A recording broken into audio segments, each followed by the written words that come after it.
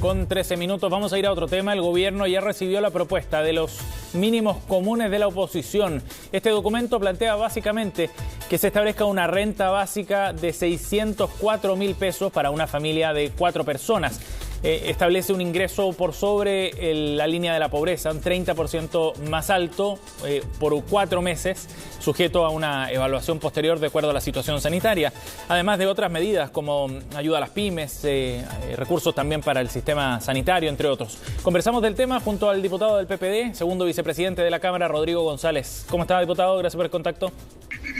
¿Qué tal, Sebastián? Un gusto de conversar con ustedes. Igualmente, muy amable. Diputado, bueno, ya teníamos los detalles de esta propuesta de la oposición. Nos permite ver en qué rangos, digamos, se va a mover esta discusión con el gobierno. Pareciera bastante más lejos, eso sí, de lo que ha planteado el Ejecutivo. ¿Cuáles son las razones para llegar a estos números y a esta propuesta en particular, diputado?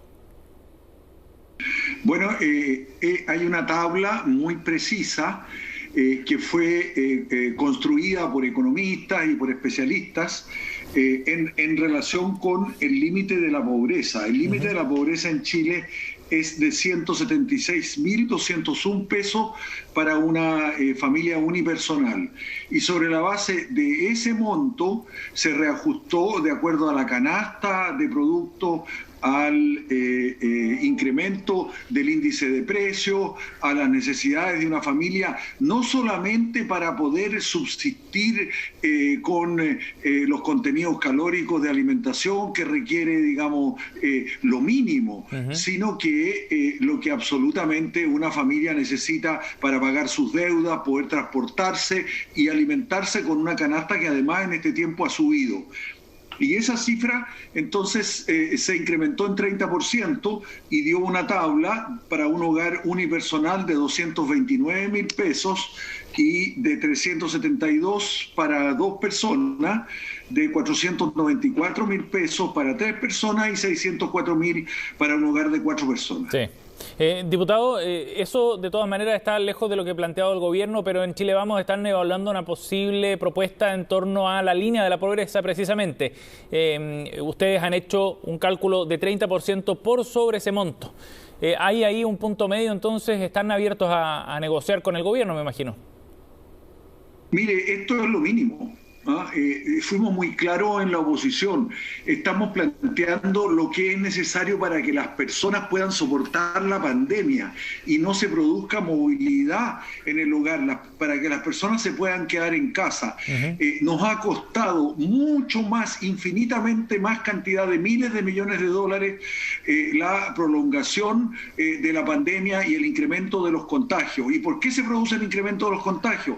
Porque la gente no obedece las cuarentenas, porque no se ha hecho la trazabilidad necesaria, porque no se produce el aislamiento que se requiere, y entonces ese costo y ese tiempo ha sido de un costo mucho mayor. Entonces ahorremos recursos aplicando lo que se necesita para la subsistencia tranquila de una familia en su hogar, y ese mínimo son los 604.000 pesos para una familia de 4 personas, y para una familia de 10 personas de 1.148.000 pesos.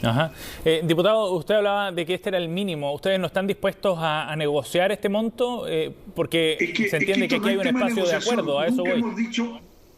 Sebastián, nunca hemos dicho que esto sea una negociación con el gobierno. ¿No? Es una propuesta razonable, fundada, que le presentamos al gobierno sobre las bases de las necesidades de la gente. Diputado, lo que pasa es que el gobierno no se ubica en las necesidades de la gente, y esto ha ocurrido durante todo este año. El gobierno siempre ha llegado atrasado, siempre ha planteado montos absolutamente exiguos, ¿no? Y además ha puesto una cantidad de barreras de entrada para todas las medidas que ha tomado, y esto ha obstaculizado que la gente tenga los recursos mínimos para poder soportar la pandemia y las medidas restrictivas restrictiva de las libertades que se aplica en una situación de emergencia. Sí, que uno de los puntos precisamente que esta propuesta también bien aborda, ¿no? Que sea para el total del 100% del registro social de hogares y un poco más de otras personas que no están ahí inscritas. Diputado, pero cuando usted plantea...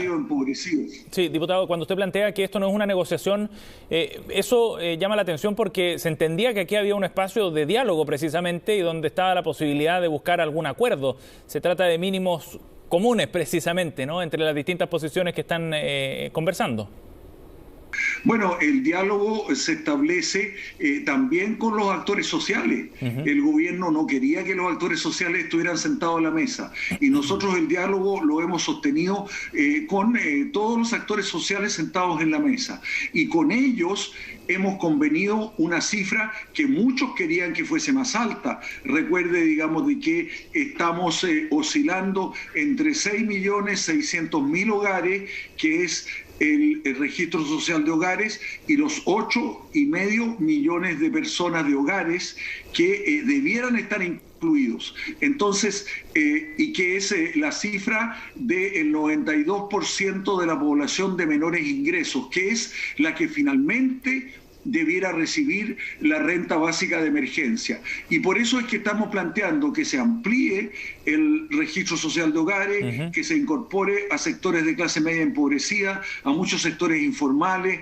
adultos mayores que no han recibido. Y entonces el registro social de hogares tendrá que irse ampliando progresivamente, ¿no?, para entrar a este mínimo que requiere la población mientras haya emergencia. Cuando la emergencia se levante, las medidas, digamos, podrán irse reduciendo porque habrá una participación normal y libre en la economía de las personas. Ese punto es bien relevante. La extensión, ustedes plantean 4 meses, ¿eso es revisable? Por ejemplo, si al tercer mes las condiciones sanitarias han mejorado lo suficiente como para generar más apertura y hay mayor reactivación económica también, ¿ustedes proponen que eso se mantenga fijo o que esté sujeto a revisión? Ojalá fuera así, Sebastián, es lo que todos queremos. Si las condiciones económicas mejoran ostensiblemente y de verdad estamos en fase 3, en fase 4, ¿no?, y el país puede ya empezar a respirar, la vacunación ha funcionado, pero tenemos un gobierno que ha sido extraordinariamente obtuso, muy digamos, intransigente en sus posiciones y las políticas sanitarias también tienen que ser corregidas. Hay que aumentar el número de trazadores, hay que fortalecer la salud primaria, hay que atender las condiciones de salud mental en que queda el país, hay que restablecer la economía. Todo eso forma parte. Yo dudo que en menos de los 4 meses que hemos planteado vamos a necesitar esos recursos. Pero si así fuera, por supuesto que tenemos toda la flexibilidad necesaria. Yo pienso, conforme a lo que han dicho los científicos, los expertos que debieron haber sido más escuchados, los epidemiólogos, los médicos especialistas en salud pública, ellos nos han dicho que el proceso va a ser un proceso creciente, pero no en una velocidad que sería la que desearíamos. No, esto no es instantáneo. Y por eso que planteamos 4 meses, que es la cantidad de tiempo que razonablemente también se requerirían estos recursos. Diputado, respecto al financiamiento de esta propuesta, ya hay detalles de lo que ustedes están planteando, principalmente apostar por un mayor precio del cobre este año, que está batiendo récords, y eso va a generar sin duda excedentes, el uso de deuda, de fondos soberanos también, pero es un gasto relevante, son 17.000 millones de dólares aproximadamente lo que se gastaría en 4 meses. ¿En qué situación nos dejaría pensando en la posibilidad de que más adelante surjan nuevos brotes o nuevos momentos en que se necesite otra inyección de recursos estatales? Bueno, mire, Chile tiene bastantes recursos. Estamos hablando además de que el proceso legislativo en la Cámara de Diputados y el Senado no se detiene. Está el impuesto a los superricos, está los recursos que pueden derivarse del royalty, hay recursos que surgen también de los bonos soberanos. O sea, Chile tiene una reserva muy importante. Es el país que está el penúltimo en los países menos endeudados de la OCDE. Tenemos márgenes también de endeudamiento y todo señala, de acuerdo a lo que ha dicho el propio gobierno, que la reactivación económica va a ser muy rápida debido a que las potencialidades que tiene la economía nuestra son muy grandes. Fíjese que estamos planteando 3.000 millones de dólares para la pyme. Ahí hay un verdadero volcán, un potencial enorme si a nuestras pymes les damos las posibilidades de desplegarse y no las agobiamos con un conjunto de medidas que no han podido cumplir. Recuerde que la pérdida de empleo y la destrucción de empresas que se ha producido es gigantesca justamente porque han estado restringidas y porque no han podido realizar las funciones que normalmente realizan. Ahora, si se aplica sin restricciones y sin barreras una medida de apoyo a las pymes, la reactivación económica va a ser mucho más rápida. Esos 3.000 millones de dólares son aparte del financiamiento de la renta básica, diputado, ¿no? Estamos llegando a 20.000 millones de dólares en total del costo del programa, entonces. Así es, el costo en dólares de la renta básica universal es de 3.648 millones de dólares mensuales. Y son 3.000 millones de dólares para las pymes. Tenemos que aplicar, digamos, recursos para mejorar la salud primaria y sobre todo atender las necesidades de los trabajadores de la salud. Se habla mucho de lo heroicos que han sido y por cierto que tenemos un agradecimiento gigante, pero eso se tiene que expresar prácticamente en recursos, en facilidades, en condiciones de trabajo que hasta ahora no se han aplicado. Diputado, por último, ¿qué espera del gobierno en este proceso de búsqueda de estos mínimos comunes? El gobierno tiene todos los mecanismos para poder aplicarlo. Fíjese usted que solamente en evasión y elusión tributaria hay 22.000 millones de dólares que no se cobran anualmente a los contribuyentes más ricos de este país. Son justamente los más ricos los que no pagan los impuestos que debieran pagar.